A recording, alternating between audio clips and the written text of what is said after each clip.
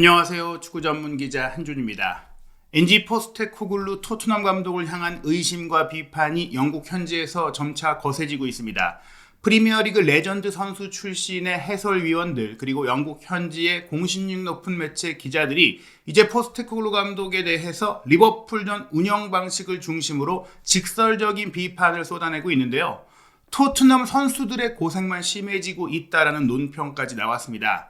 리버풀 레전드인 제이미 캐러건은 토트넘의 지금 같은 축구 전술에 대해 뇌를 쓰지 않는 축구라는 정말 충격적인 표현을 했고요. 맨체스터 유나이티드 레전드 출신인 게리 네빌은 내가 수비수라면 현역 선수였다면 그 팀 토트넘에서는 뛰고 싶지 않았을 것이라는 말까지 했습니다. 게다가 영국 현장 취재 기자는 토트넘 선수들이 축구 선수가 아닌 포스테코글루 감독의 엔터테이너다, 연예인이다, 내지는 광대다라고까지 볼 수 있는 아주 정말 쇼킹한 표현으로 비판하기도 했는데요. 토트넘의 주장인 손흥민 선수가 눈시울을 붉히면서 진행했던 경기 후 인터뷰 모습과 더불어 영국의 프리미어리그 주간 방송사인 스카이 스포츠의 후토크 분석 그리고 논평 주요 내용들 소개해드리도록 하겠습니다. 영국 현지 시간으로 일요일 밤에 열린 슈퍼 선데이 매치, 영국 스카이 스포츠가 토트넘과 리버풀의 경기를 현장 중계했는데요. 이날 해설위원으로 토트넘 공격수 출신인 레스 퍼디난드, 토트넘과 리버풀에서 모두 활약했던 미드필더 출신 제이미 레드넷, 그리고 리버풀 레전드 수비수 출신 제이미 캐러거가 나란히 출연을 해서 경기 하프타임 토크, 또 경기 후 토크 분석 등을 진행을 했고, 또 실시간 중계 해설위원이자 경기 후 분석을 함께 진행한 맨유의 레전드 게리 네빌까지 정말 프리미어리그를 대표하는 해설가들이 이 경기에 대해 다양한 이야기를 내놓았습니다. 또 영국의 프리미어리그 주간 방송사 스카이 스포츠의 홈페이지는 현장 취재 기자의 코멘트, 분석 내용도 함께 소개하면서 이 경기 리버풀이 6대3으로 크게 이긴 내용과 과정에 대해 정말 면밀한 분석과 또 해설을 진행을 했는데요. 먼저 방송 내용을 요약해 올린 인터넷 기사의 제목은 토트넘의 경기 접근 방식, 스퍼스 어프로치에 대해 의구심이 깊어지고 있는 가운데 포스테코글루 감독은 그러한 반응과 또 취재진의 질문에 대해서 인내심을 잃어가는 듯한 모습을 보이고 있다. 평정심을 잃은 모습, 감정을 드러내는 모습을 보이고 있다고 지적을 했습니다. 부상 선수가 많아서 이 문제로 어려움을 겪고 있는 토트넘이 크리스마스를 앞두고 가진 토트넘 허스퍼 스타디움에서 열릴 리버풀과의 프리미어리그 홈경기 3대6으로 크게 지면서 리그 11위로 밀려난 상황이지만 엔지 포스테코글루 감독은 흔들림 없는 경기 운영 의지를 통해 자신의 방법과 접근법이 잘못되었다, 문제가 있다라는 그런 시선에 대해 반박했다라는 것인데요. 본문 내용을 보시면 인내심을 잃기 시작한 포스테코글루 감독이 다시 한번 자신의 토트넘 운영 방식을 옹호하면서 리버풀과 홈경기에서 6골을 내줬음에도 불구하고 절대 변하지 않을 것이라고 말했다라는 인터뷰 내용을 중심으로 해설을 시작했습니다. 부상자가 속출하고 있는 그 부상자마저도 그의 운영 방식으로 인해 많이 속출하고 있는 상황 속에서 토트넘이 홈에서 리버풀과의 경기 3대6으로 패배한 것은 프리미어리그 역사상 두 번째로 홈에서 6실점을 허용한 경기이며 크리스마스 기간 순위가 11위에 머무른 것인데요. 이 크리스마스 기간 11위라는 성적은 지난 20년 동안 토트넘 최악의 성적입니다. 심지어 지난 20년 동안 이 기간에 토트넘은 10위권 밖으로 밀려난 적이 없었어요. 토트넘이 우승권의 팀이 아니었고 또 챔피언스리그 진출권 경쟁을 아슬아슬하게 해왔던 팀이라는 점을 감안하더라도 지금 토트넘의 성적이 최악이라는 것이죠. 경기를 마친 이후 스카이 스포츠 해설위원으로 출연한 제이미 캐러건은 그 어떤 팀도 누구도 이런 식으로 경기를 해서 승리한 일이 없다라면서 토트넘의 전술을 비판했습니다. 주중에 열렸던 맨체스터 유나이티드와의 카라바오컵 8강전에서 3골차 리드를 기록하면서도 결과적으로는 4대3으로 간신히 승리한 이후에 자신의 경기 철학을 옹호했던 포스테코글루 감독은 불과 며칠 만에 또 한 번 자신의 방식에 대해 더 많은 질문이 쏟아지는 상황에 대해 달가워하지 않았는데요. 포스테코글루 감독의 대답은 다분히 신경질적이었습니다. 지난 18개월 동안 같은 질문에 반복해서 대답을 하다 보니까 정말 제가 인내심을 발휘해야 하는 것 같습니다 라고 하면서 사람들이 제 접근 방식을 바꾸라고 하더라도 저는 바뀌지 않을 겁니다. 우리에게는 이러한 플레이를 하는데 이유가 있고 특히 우리가 성공하는 데 도움이 될 거라고 생각하고 있기 때문에 그렇게 하고 있는 것입니다라고 했는데요. 주중 맨유와의 경기 선발 명단에서 단 한 명도 변화를 주지 않은 토트넘은 크리스티안 로메로와 미키 반더벤이 여전히 결장하고 있고, 벤치 명단으로는 돌아왔지만 왼쪽 풀백 데스티니 우도기가 출전할 수 있는 상태가 아니라는 것이 판단되면서 또 한 번 임시 백포 라인을 구성해야 했습니다. 18살의 미드필더 아치 그레이가 토트넘 센터백 라인에서는 백업 옵션인 라두 드라구신과 함께 2명의 센터백으로 뛰었고, 많은 사람들이 지난 여름 이적 시장을 통해 토트넘을 떠날 것이다 라고 예상을 했던 제드 스펜스가 왼쪽 풀백을 맡았고, 프레이저 포스터가 골문을 지켰죠. 그리고 오른쪽 풀백 포로만이 주전 자원이었는데, 저는 이 부분에서도 말씀드리고 싶은 게, 이 우도기 선수의 근육 부상 상황, 사우스햄튼전에 다쳤던 상황에 대해서 예방 차원이었다, 경련 정도였다, 그렇게 이야기를 해놓고 관리를 위해서 마치 맨유전 리버풀전 중 한 경기만 뛰게 할 것이다 라고 얘기를 했지만, 이것도 결국에는 변명이었다. 본인의 무리한 기용, 무리한 하이라인 축구의 여파로 많은 수비수들이 햄스트링 부상을 겪고 있고, 심지어 공격수들까지 너무나 많이 뛰면서 햄스트링 부상을 겪고 있는 상황에서 본인의 전술 때문에 다친 게 아니다, 이렇게 얘기를 했던 것이 조금은 반박될 수 있기 때문에 뛸 수 있는 상황이다 라고 얘기를 했으나, 결국 이번 경기도 못 뛰게 된 거죠. 7명의 주력 선수들이 결장하고 있는 가운데 토트넘은 프리미어리그 선두를 달리고 있는 리버풀을 상대로 전력을 다해서 또 맞불을 놨지만, 아르네 슬롯 감독의 리버풀의 무자비한 경기력을 보이면서 밀렸고 무너지고 말았습니다. 이런 상황에 대해서 포스테코글루 감독은 사람들이 우리가 지금 처해 있는 상황, 선수단의 관점에서 우리가 직면하고 있는 문제를 이해하지 못한다면, 제가 원하는 것만큼이나 분명한 것은 스위치를 딱 켜서 전술만 바꾸면 다른 팀이 될 수 있다고 생각하는데, 그게 아니다. 우리가 지금 어려움을 겪고 있는 것은 내 전술이나 접근법의 문제가 아니라 우리의 주력 선수들이 너무나 많이 부상으로 빠졌기 때문이다 라고 하면서, 주전 골키퍼도 다치고 2명의 주전 센터백도 다치고 왼쪽 풀백도 못 쓰는 상황이라면 리버풀이라고 해도 어려울 수밖에 없다라고 얘기를 한 건데요. 그런 부상자를 나오게 만든 것이 본인의 축구이고, 또 그런 부상자가 나왔다면 당연히 조금 더 안정적인 방식을 준비해야 되는 게 본인의 역할인데, 그것을 외면하는 말도 안 되는 유체 이탈 남탓 인터뷰라고 생각이 돼요. 하지만 저는 이 팀을 우리가 원하는 팀으로 만들어가기 위해 계속 집중할 것입니다. 그 과정에서 어려움이 있을 수 있다는 것을 받아들여야 할 것입니다 라고 했는데요. 클롭 감독도 리버풀에 처음 왔을 때 비슷한 문제를 겪다가 조정했고 적응했고 실용적인 부분들을 가미했죠. 그리고 본인이 18개월 동안 토트넘을 이끌고 있는 상황 속에서 개선을 크게 이루지 못하고 있는데, 부임한 지 반년도 되지 않은 아르네 슬롯 감독은 마찬가지로 전성기에서 내려왔고 큰 변화가 있는 리버풀을 리그 최고의 팀으로 이끌어가고 있다는 점들을 비교해 보자면, 지금 너무나 많은 선수들이 허벅지 근육 부상으로 빠져있는 이 토트넘의 상황에 대해 포스테코글루 감독은 변화를 줘야 하는 게 아니냐고 볼 수 있어요. 캐러거가 직접적으로 이렇게 얘기를 하죠. 누구도 이런 플레이로 승리한 적이 없습니다. 제이미 캐러거는 이런 엄청난 부상 위기 상황에서 포스테코글루 감독의 타협하지 않는 접근 방식에 의문을 제기하며, 이런 식으로 경기에서는 아무것도 이길 수 없고 어떤 대회도 우승할 수 없고 또 결국에는 경기에서 승리하지 못할 것이라고 했습니다. 토트넘이 물론 프리미어리그에서 우승할 수 있는 팀이라고 기대했던 건 아니지만, 이런 식으로 경기를 하면 그 어떤 경기도 이기지 못할 거란 얘기예요. 그러면서 과거 케빈 키건 감독을 떠올리게 했다. 리버풀 감독 중에서는 브랜던 로저스 감독과 비슷했다. 6대3, 5대4 같은 경기들을 하면서 결국에 마지막에 조금 모자라서 지는 팀, 골은 넣지만 결국에는 이기지 못하는 팀. 그러면서 지금 포스테코글루 감독의 이 접근 방식은 상대를 존중해야 하고 수비적인 측면도 존중해야 한다는 말을 통해서, 이 방식이 상대팀을 제대로 존중하지 않은 결과이며 수비 전술을 존중하지 않은 등한시한 결과라고 이야기한 겁니다. 그러면서 플레이 스타일이 중요한 게 아닙니다라는 이야기와 함께, 모든 선수들이 완벽한 컨디션을 갖추고 있다면, 나는 그런 상황에서 조금 다른 방식으로 일을 하고 싶다면 물론 모든 감독들이 그런 시도를 할 수가 있습니다. 그러나 지금처럼 팀이 정상적으로 작동하지 못하는 상황이라면 그 스타일을 포기할 수도 있어야 된다는 거죠. 본인이 호주에서 커리어를 시작해서 프리미어리그까지 또 올 수 있었던 것은 분명히 남들과는 조금은 다른, 자신을 특별하게 만들었던 무언가가 있었기 때문일 텐데, 그리고 그가 걸어왔던 감독으로서의 여정이 훌륭했고 또 그에게는 그만의 방법론이 있겠지만, 그런 방식을 쓰는 것은 본인이 최고의 팀과 함께 할 때이지 맨몸인 채로 모든 무기를 잃고 팀이 또 떨어지는 상태에서는 그렇게 해서는 안 된다는 거예요. 너무 무모하다는 것이죠. 이 상황에 대해서 스카이 스포츠의 지니 보스웰 기자는 이렇게 표현했습니다. NG의 엔터테이너들이 고통받고 있다.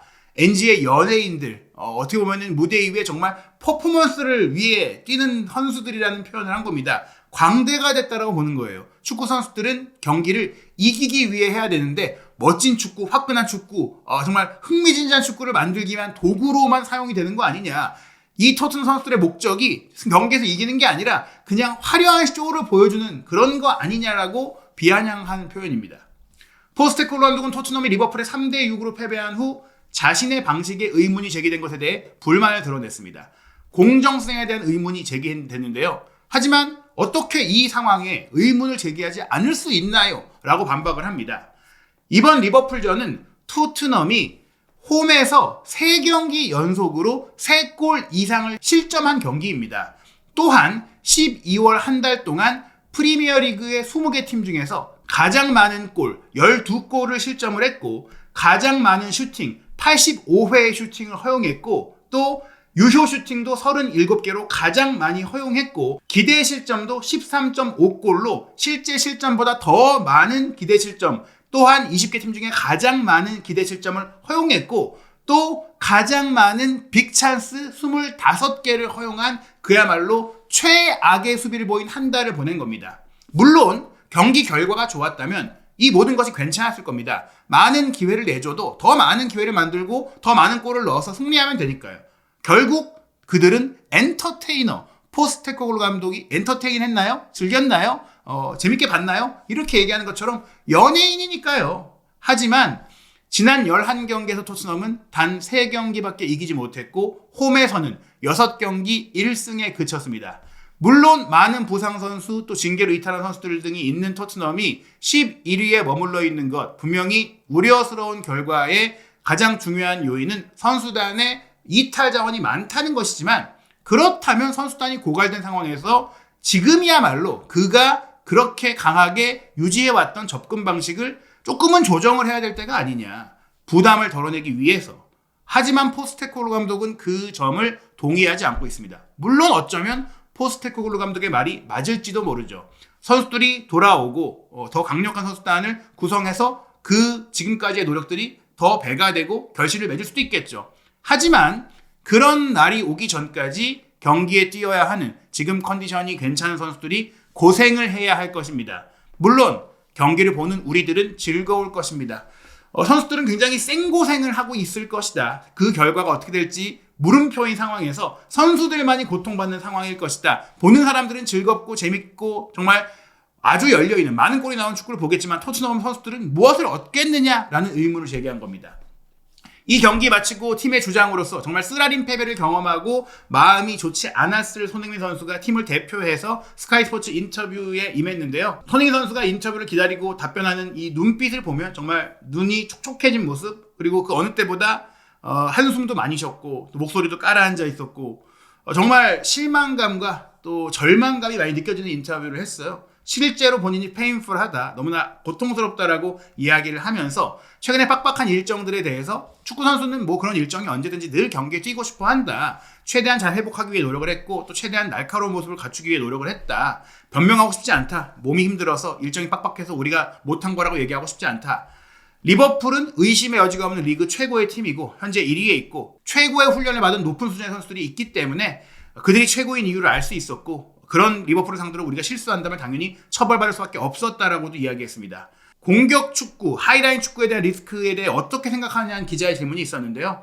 축구 경기라는 게 항상 리스크가 있는 스포츠라고 하면서 내려서서 수비를 한다고 해도 많은 골을 내줄 수 있는 게 축구다라고 이야기하며 굳이 포스테코글루 감독을 비판하진 않았어요. 이게 우리의 게임 플랜이다. 우리가 이걸 잘 수행을 해야 된다. 그렇게 얘기하면서 경기가 잘 될 때든 안 될 때든 어려운 순간 모두 우리가 이겨내기 위해서 팀으로서 뭉쳐야 한다.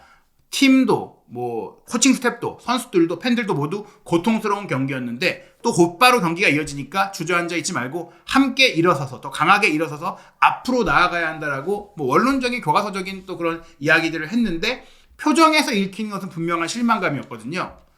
이 경기 많은 골이 나왔고 토트넘이 계속해서 많은 골이 나오는 경기를 하고 있는 가운데 스카이 스포츠의 진행자는 토트넘에서 1997년부터 2003년까지 뛰었던 공격수 출신, 프리미어리그 레전드 공격수 출신인 레스 퍼디난드에게 어떻게 경기 엔터테인 하셨나요? 즐겁게 재밌게 보셨나요? 라고 하자 즐겼냐고요? 반문하죠. 그러면서 토트넘의 팬인 입장에서는 결코 네버 즐거울 수 없는 경기였습니다. 리버풀이 정말 대단한 뛰어난 경기력을 보였다는 걸 인정할 수밖에 없는 경기였습니다. 토트넘은 리버풀이나 맨시티, 아스널, 첼시 같은 팀들과 아주 큰 격차가 있습니다. 그들을 따라잡기 너무 멀어 보입니다. 포스테코글루 감독과 함께 18개월을 해왔고 올 시즌을 마친다고 하더라도 그 격차를 좁힐 수 있을지 모르겠다라고 얘기한 거예요. 재미있는 축구, 엔터테이닝한 축구, 어태킹 풋볼, 공격적인 축구 좋죠. 하지만 리버풀이 더 많이 기회를 만들었고 그 기회들을 더 잘 살린 팀이었습니다.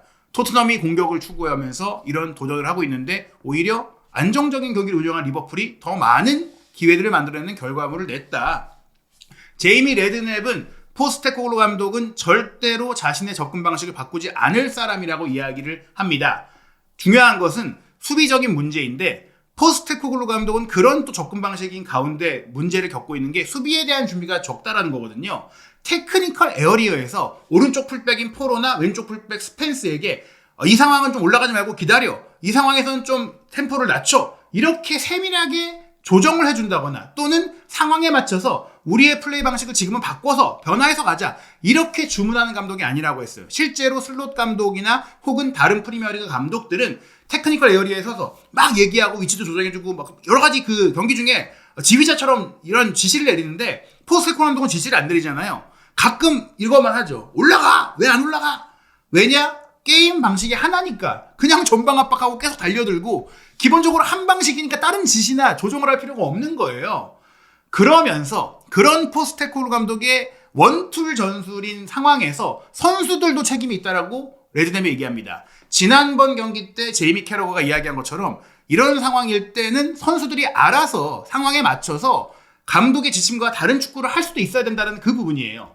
그러면서 이날 경기 수비적인 취약점을 선수들이 어떻게 극복해야 했느냐. 감독이 준비를 안 해줬고 감독이 지시를 내리지 않는다면 경험이 풍부한 선수들이었다면 이 백포라인이 이런 장면들을 알아서 커버를 했을 거라는 얘기예요. 적절하게. 그러면서 이런 공간을 미드필더 누구에게 너가 커버해줘. 그리고 내가 이를 따라가면 내가 쫓아가면 네가 여기를 막아줘. 이런 것들을 알아서 조율하면서 했을 텐데 이 경기에서는 감독의 지침만 생각하고 따로따로 각자가 그 지침대로만 움직이면서 서로의 커버를 하지 못했던 건 이거는 선수들이 경기장 위에서 알아서 조율하고 알아서 호흡을 맞췄어야 된다는 것이죠. 그래서 레드넵은 선수들에게도 책임이 있다라고 얘기한 거예요. 특히 선제골을 내줬던 그 실점 상황에서는 파페사르가 자신이 막아야 했던 루이스 디아스를 따라가지 않았던 문제가 컸다. 이것은 전술적인 어떤 면, 세부 전술을 수비적으로 준비하는 걸 떠나서 축구의 기본을 놓쳤기 때문에 선수의 잘못이라고 얘기한 건데요. 바로 전반 23분 이 장면이죠. 리버풀이 토트넘 진영으로 다 넘어와서 공격을 전개하는데 지금 딱 보시면 이 장면은 하이라인이라기보다는 내려와서 수비를 하고 있어요. 그런데도 공간이 많아요. 그 상황에서 조 고메스에게 공이 이제 넘어가면서 왼쪽에서 오른쪽으로 플레이가 전환됩니다. 그때 알렉산더 아놀드가 오른쪽 뒤에 바로 이제 얼리 크로스를 할 수 있는 위치를 선점하고 있는데 손흥민 선수가 압박하러 나오는 게 조금 늦기도 했지만 그보다 중요했던 것은 애초에 손흥민 선수가 아놀드 쪽으로 오기에 물리적인 거리가 있었고 크로스가 넘어오는 것을 막을 수 없었던 상황. 게다가 크로스 패스가 너무나 좋은 알렉산더 아놀드이기 때문에 빠뜨린다고 했을 때 이 공을 낙하 지점으로 받으러 가는 선수를 잘 막아주고 있어야 되는데 살라는 아치그레이가 맡고 있고 소보슬라이는 드라고신이 맡고 있고 뒤에서 바깥쪽에서 학포가 들어오는 것은 포로가 맡고 있잖아요. 그러면 그 사이 포로와 드라고신 사이로 빠져들어가는 디아스를 누가 막아야 했느냐? 애초에 디아스가 출발하기 전에 사르가 그보다 앞서 있잖아요. 사르가 충분히 디아스가 오는 동선을 막을 수가 있었는데 결국 디아스가 뛰어들어갈 때 사르는 공도 보고 있고 사르가 뛰어가는 것도 알 수 있었는데 쫓아가지 않았고 결국에는 디아스가 프리하게 헤더골을 연결한 거예요. 그러면서 이 장면은 사르의 실책이지만 레스 퍼디난드는 매 경기마다 토트넘은 이런 수비에서의 에러가 나오고 있습니다. 리버풀이 경기 내내 한 번의 패스, 한 번의 볼 투입만으로도 득점기를 만들어내는 상황이 계속 나오고 있고요. 축구 경기에서 이기고자 한다면 이런 상황이 계속 나와서는 안 되는 겁니다. 라고 하면서 이 장면이 구체적으로 선수 개인의 잘못이라고 하더라도 반복되고 있다면 감독이, 코칭 스태프가 이런 수비 실수가 안 나오도록 알려주고 가르쳐주고 지시를 해줘야 된다라면서 이것이 감독의 잘못이라고 이야기를 하게 됩니다. 전진하는 축구, 프론트포 축구, 공격적인 축구를 하고자 하는 그 방향성 이해합니다. 예, 공격 축구를 하지 말라는 게 아닙니다. 하지만 공격 축구를 하면서 생길 수 있는 수비적인 문제, 그 반대급부에 대해서도 대비를 해야 됩니다. 공격 축구를 추구한다고 수비를 준비하지 않아도 되는 건 아니라는 거죠. 제이미 레드냅이 그 다음 이 2대1로 쫓아가서 그래도 희망을 만들었던 메디슨의 득점 장면 직후에 소보슬라이에게 전반전이 끝나기 전 또 한 번 두 골 차로 벌어지는 3대1의 상황이 됐던 장면에 대해서도 수비들이 어떻게 보면은 이해도가 없는, 수비를 어떻게 해야 되는지를 모르는 무작정 전방 압박만 하는 무지성 전방 압박 축구, 문해 축구를 했다라고 지적하는데요. 이 장면 보세요라고 하면서 스펜스가 아놀드를 압박하기 위해 쭉 올라가잖아요. 그러면서 생긴 뒷공간, 살라를 막아야 했던 스펜스가 아놀드를 따라 올라가면서 살라가 프리해지니까 왼쪽 센터백으로 뛴 아치그레이가 살라에게 붙죠. 그리고 아치그레이가 오면서 소보슬라이가 비게 되자 드라고신이 이 소보슬라이를 막기 위해 내려오죠. 그 상황에서 레프트백이 애초에 뒷공간이 이렇게 넓은 상태에서 올라가지 말았어야 한다는 거예요. 자기 자리를 지키고 있었어야 했다. 여기서 왜 전방 압박을 하러 가냐. 상대가 롱볼 때리면 뒷공간이 열리게 되는데 이 상황에서 드라고신이 결국에 소보슬라이를 혼자 처리해야 되는 상황이 되다 보니까 그 주변에 있는 선수들과 수적 열세 상황에서 맞게 됐다. 리버풀 공격수 3명이 결국 이 소보슬라이의 헤더가 뒤로 흘렀을 때 학포, 살라, 소보슬라이가 함께 동시에 토트넘 문전으로 달려들게 될 때 스펜스가 너무 높이 올라가 있었고 포로도 바깥으로 벌려 있다 보니까 드라고신이 헤더를 따기 위해 전진했고 포로가 그러자 드라고신의 위치를 커버하기 위해 내려왔고 스펜스는 너무 높이 올라가 있다 보니까 그레이와 포로 2명이서 리버풀 공격수 3명을 상대해야 되는 수적 열세 상황이 된 거예요.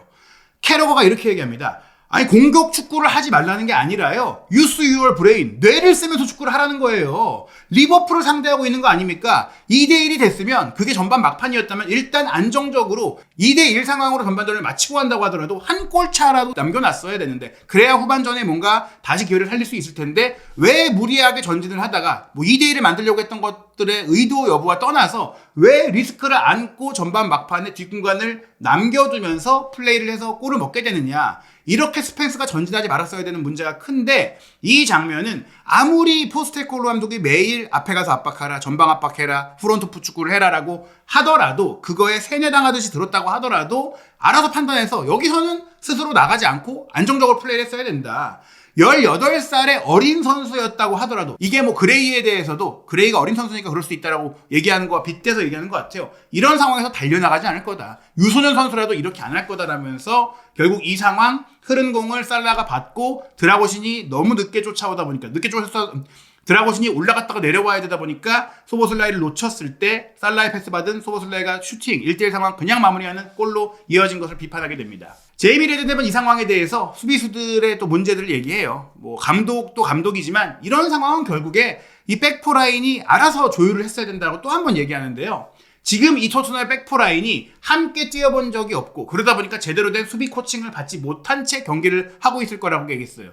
뭐 그건 결국 코칭 스태프의 문제이기도 하지만 이런 상황에서는 축구 지능을 활용을 해야 되는데 이 선수들은 프리미어리그에 뛰고 있는 선수들이니까 당연히 알아서 경기를 조율하고 조정할 수 있는 창의성과 운영 능력을 갖고 있어야 된다는 거예요. 경기 중에 누군가 한 명이 리더를 맡아서 위치에 대한 지시를 내리고 조정을 해야 된다는 겁니다. 넌 일로 가고 넌 이때 서 있고 너 지금 나가지 말고 그런 리더가 있었어야 되는데 감독이 경기 중에 이런 것들을 바로바로 의사결정을 하도록 지침을 낼 수가 없으니까 선수단 안에 리더십이 있어야 되는데 수비 라인에 그런 선수가 없었다라는 것. 즉 지금 이 리버풀전의 수비적인 문제들은 아무리 포스테코글루 감독의 방향성이 있다고 하더라도 그 방향성을 적절하게 경기 중에 적용해야 되는 선수들의 잘못이 분명히 있다라고 또 한 번 지적을 한 것이죠.